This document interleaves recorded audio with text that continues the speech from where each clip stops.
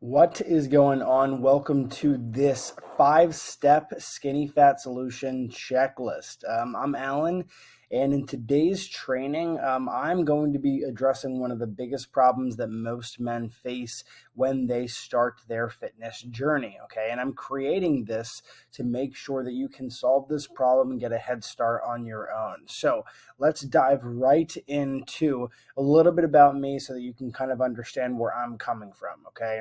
I'm an online fitness coach and I use science-based approaches as a NASM certified personal trainer to teach men how to get rid of skinny fat, how to really focus on eliminating their belly fat and lower back fat. And as you can see, I've done that for myself, and I have also done that for hundreds of clients throughout the last 5 to 6 years of my career. Now, one thing that I always preach is making fitness more of a lifestyle instead of a crash course. So that's what you're going to be experiencing here today in the form of a realistic, non-restrictive approach to solving this problem for yourself. And let's get right into number one, which is going to be cardio versus weights. What's the relationship there? Okay.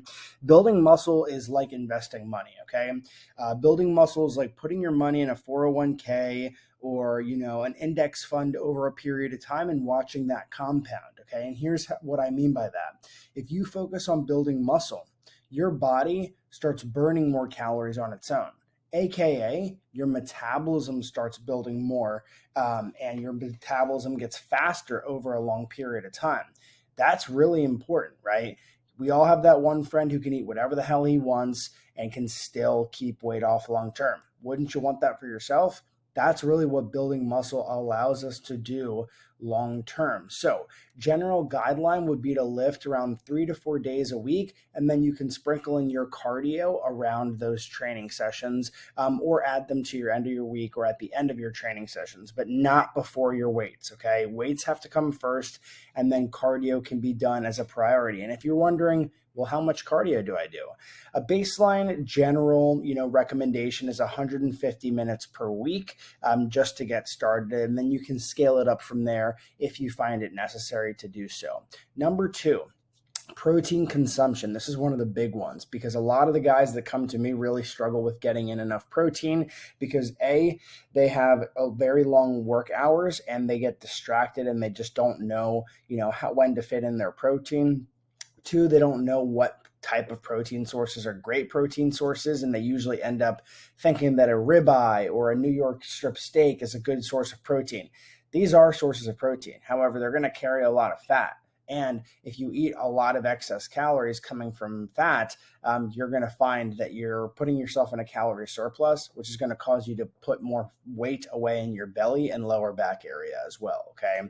So let's go over protein consumption. Now, research shows that you should be consuming at least 1 gram per pound of lean body mass. Okay. Now, this is basically, you looking at your body fat percentage overall and asking yourself, what weight would I be if I had zero fat? And that's around where you'd want to start. There are some cases where you can eat a little bit more protein when you're in a fat loss phase, just to help preserve muscle. That's something that's really important to do. And I also recommend 3 to 4 well-balanced meals and high protein snacks throughout the day. And here I have a full list that you can go ahead and screenshot right now so that you have some quick and easy options. Okay. Animal-based protein sources, my personal favorite are chicken thighs and then 96.4 ground beef. I like to make burgers out of the ground beef, just to make it so much easier. And then I'll buy my favorite like potato rolls, and I'll have burgers. I'll have burgers once or twice a week. Other times I'll just have normal chicken breast or chicken thigh. Just make it super simple and very tasty. Okay, that's an important aspect of this all. And then some high protein snacks that you can bring with you to work involve Greek yogurt, beef jerky, some hard-boiled eggs maybe, tuna, protein bars, and as well as protein shakes. You could try Fairlife or Premier Protein shakes to do this. Now, let's get into number three, energy balance to avoid skinny fat. Okay. Now, the modern man's approach to fighting skinny fat is lots of cardio and restrictive diet with very few calories and then minimal lifting. Okay. Because you look at your belly and you're like, I need to do cardio and I need to sweat to get rid of this belly. And that is making the problem way worse, my friend.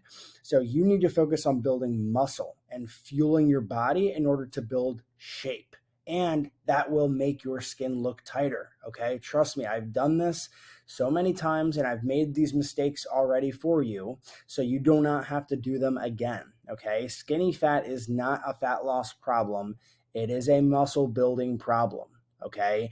And honestly, take a good look in the mirror right now. What have you been trying? If you've been trying cardio and cutting calories and you see that it's not working, this is a very good wake-up call, okay? I'm trying to save you a lot of time and frustration.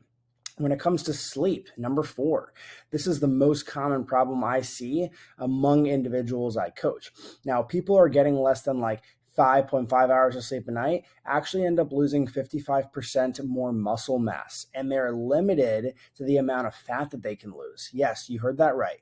If you get less sleep, you will lose less body fat and you will lose more muscle. And what does that mean? It means that you will look softer. Okay, your muscles will look softer, which means that instead of getting that chiseled body, you'll get melted ice cream body, and we don't want that, right?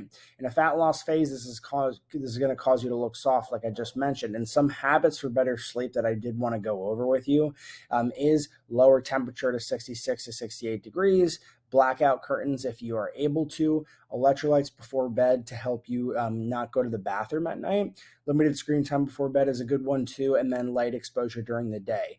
This limited screen time and light exposure throughout the day basically just refers to like your body's circadian rhythm. If you get it used to going to bed at a certain time by making sure that it's dark in the room, and then you make your body awake during the day by getting some sunlight, this will make it way easier for your body to fall asleep and wake up when you want it to, okay? Now, 5 weekend mess ups, okay? This is a very important one and the last one on the checklist here. Here's what you don't want to do if you want to get rid of skinny fat.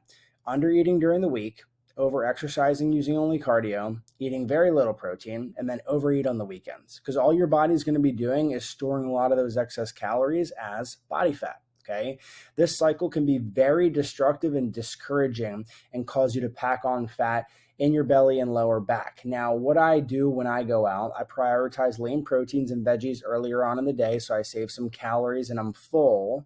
Save most of your carbs and fats for that meal out, because most places cook with oils and have a lot of excess carbohydrates that they serve on the table in the form of entrees, appetizers, snacks, all that stuff. And then eat enough. Sorry, that's a typo right there. Eat enough during the week so that I won't feel the need to go overboard. This is a huge one because a lot of my guys come to me under eating. Okay, not good, right? We want to make sure that you're not under eating, because if you're under eating, chances are you're most likely not going to be able to sustain that. And when you don't sustain that, you can't keep the results. You can't keep that momentum like you want. I hope this training was helpful for you. These are the 5-step checklist to get rid of skinny fat. Now, if you took something away from this video or have any additional questions, comment them down below. I made this specifically for you so that you can take advantage of this and not make the same mistakes that I did, or the same mistakes that a lot of my clients did before they started working with me, okay? If you have any questions, let me know. Talk to you guys soon, and let's get after it. Bye.